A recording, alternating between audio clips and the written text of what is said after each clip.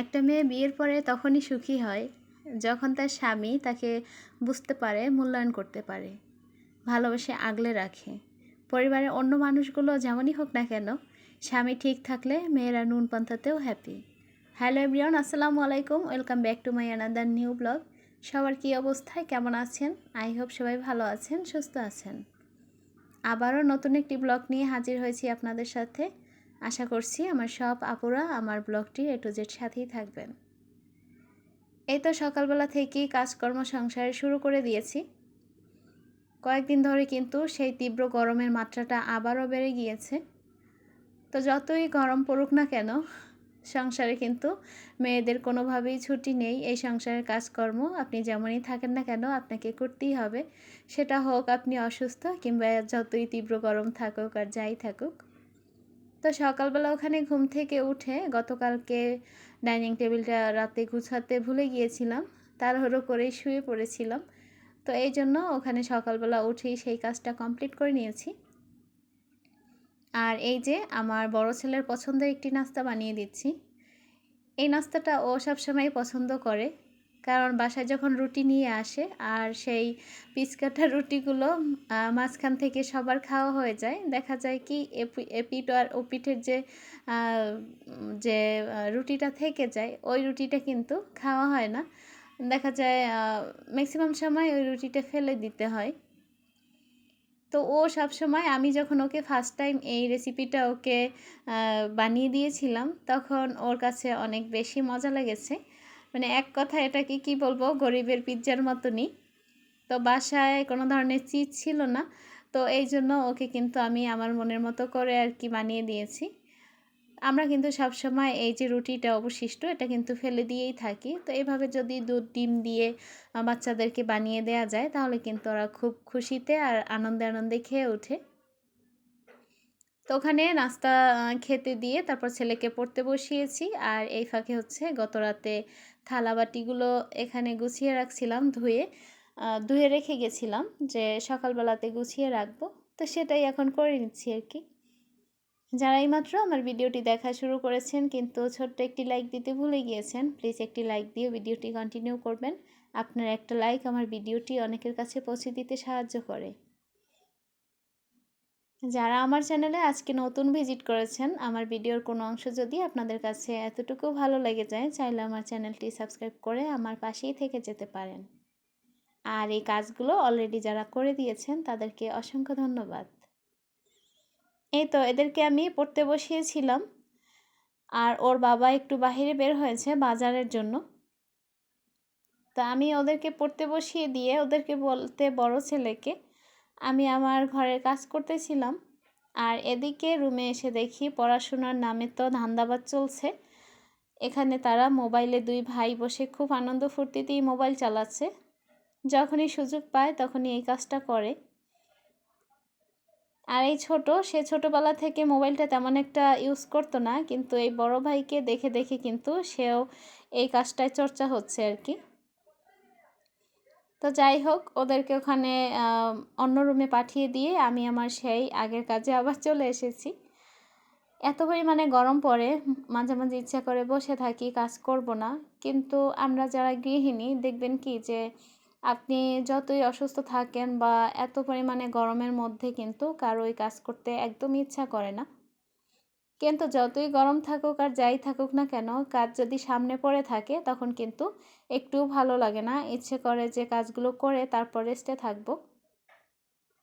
তো এই গুলোকে একটু পরিষ্কার করে নিচ্ছি। আর হচ্ছে এই যে পর্দাটাকেও কিন্তু আমি ঝেড়ে দিয়েছি, কারণ হচ্ছে বাহির থেকে কিন্তু ধুলো ময়লা এগুলো পর্দাতে এসে থাকে।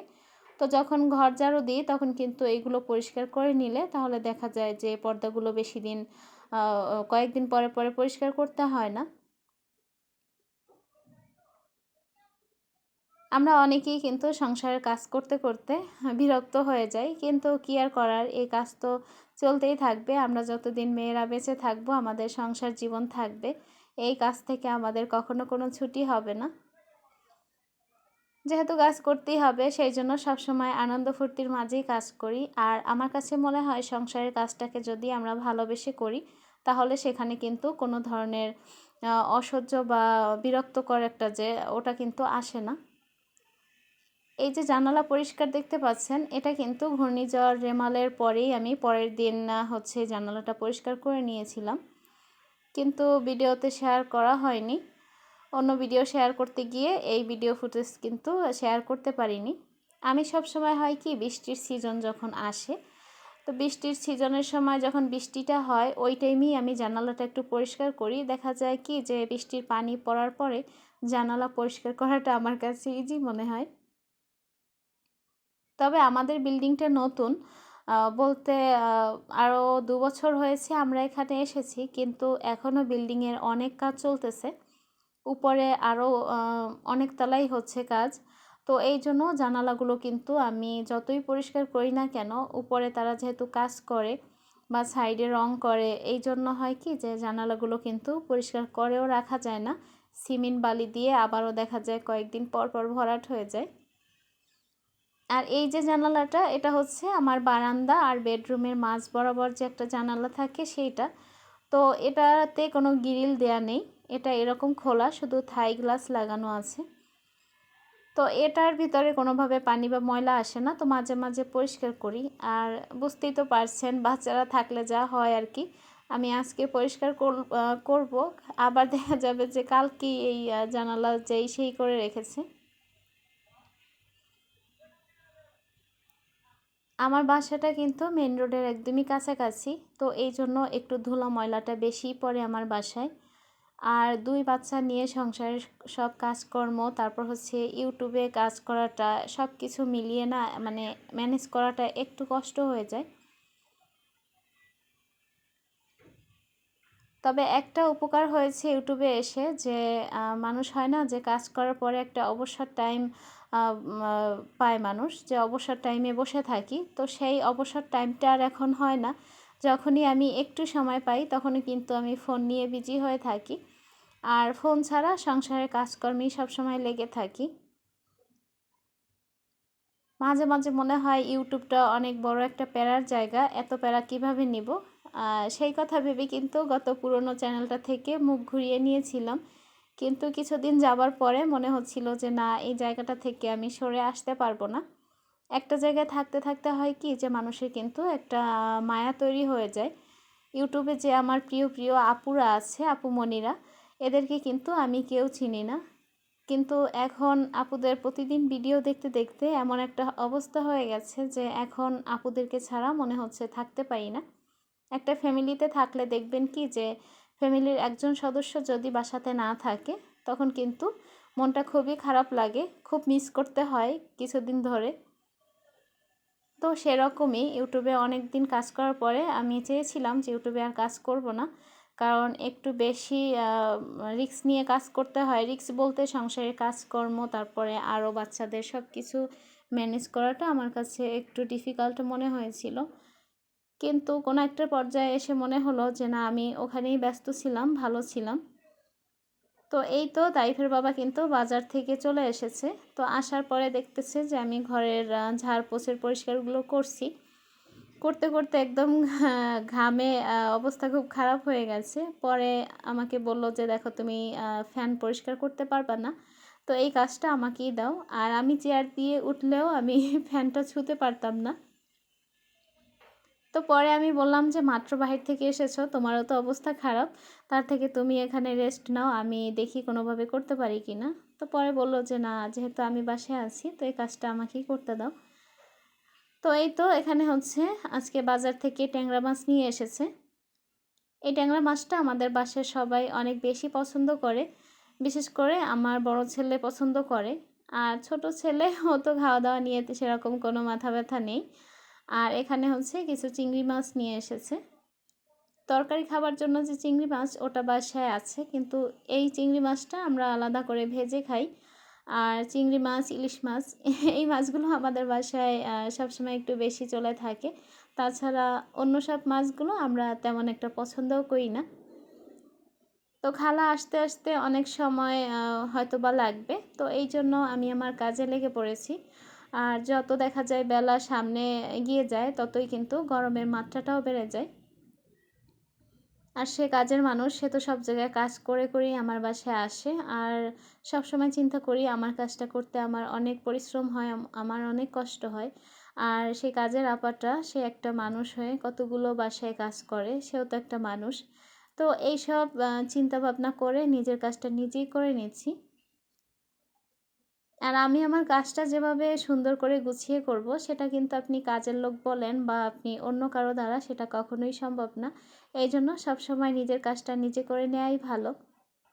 আমি আমার খালাকে একদিন চিংড়ি মাছ কাটতে দিয়েছিলাম, কিন্তু সে চিংড়ি মাছটা কেটে এমন একটা অবস্থা করেছিল, কি আর বলবো। তারপর থেকে তাকে আর দেয়া হয়নি, কারণ সে চিংড়ি মাছটা কেটে একদম গরম পানি, তারপর হচ্ছে লবণ, এগুলো দিয়ে সে সুন্দর করে ধুয়ে রাখছিল। আর আমি তো ওরকম অবস্থায় কখনো চিংড়ি মাছ কেটে ধুয়ে ফ্রিজে রাখি না। তো ওই দিনের পর থেকে তাকে চিংড়ি মাছ কাটাটা আর দায়ভার আর দিইনি তাকে। তো আমি কিন্তু ট্যাংরা মাছটাকে কেটে নিয়েছি, ভালো করে ধুয়েও নিয়েছি, গরম পানি লবণ দিয়ে অনেকবার ধুয়ে পরিষ্কার করে নিয়েছি।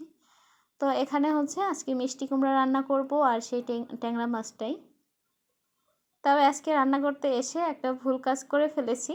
সেটা হচ্ছে আমি যখন মানে মিষ্টি কুমড়াটা বসিয়েছিলাম, তো আমার মাথার মধ্যে কেন জানি না কোনোভাবেই ছিল না যে আমি মিষ্টি কুমড়াটাকে ভাজি করব।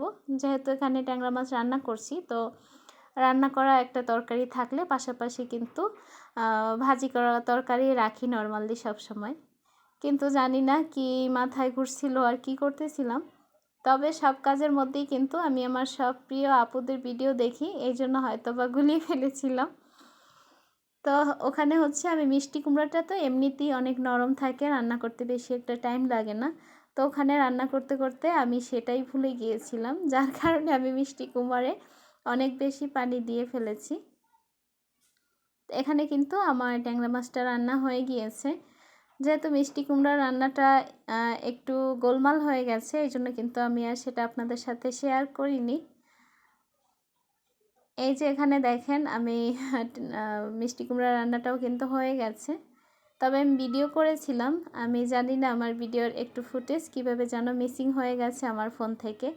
আর এই কাজটা আমার সাথে প্রায়ই হয়ে থাকে, আমি জানি না আমার আপুদের সাথে হয় কি না, কিন্তু মাঝে মাঝে আমার এই ধরনের সমস্যা হয়। অনেক সময় দেখা গিয়েছে কি যে আমি ভিডিও একদম করে রেখেছি, কিন্তু সেই ভিডিওটাও একদম এডিট করা হয়ে গেছে, সেটাও কেটে গেছে। যাই হোক, মাঝে মাঝে এরকম আমার সাথে হয়েই থাকে। আপনাদের কার কার সাথে হয় আমাকে কমেন্ট করে জানাবেন কিন্তু। তো এই তো এটা হচ্ছে বিকেলবেলাতে আমি আমার ছেলেদের সাথে এখানে খেলা করতেছি। খেলা করব না কি করব বলেন, আমার বাসায় একটা টিভি ছিল। তো টিভিটার ডিসপ্লেটা গত 2-3 দিন হলো নষ্ট হয়ে গিয়েছে, তো এই জন্য আর সারানো হয়নি। তবে খুব তাড়াতাড়ি সারিয়ে নিয়ে আসা হবে। আর বাচ্চারা কিন্তু চার দেয়ালের মধ্যে বেশি সময় থাকতে চায় না, কোনো না কোনো কিছুর মাধ্যমে ওকে রাখতে হয়। তো এই জন্যই আর কি ওদেরকে কোনোভাবে ম্যানেজ করার চেষ্টা করছি এইভাবেই। তো এই তো ছিল আমার আজকের ব্লগ। আশা করছি আমার সব আপুদের কাছে আমার ব্লগটি ভালো লাগবে।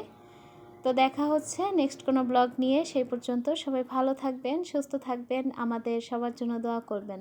আল্লাহ হাফিজ, আসসালামু আলাইকুম।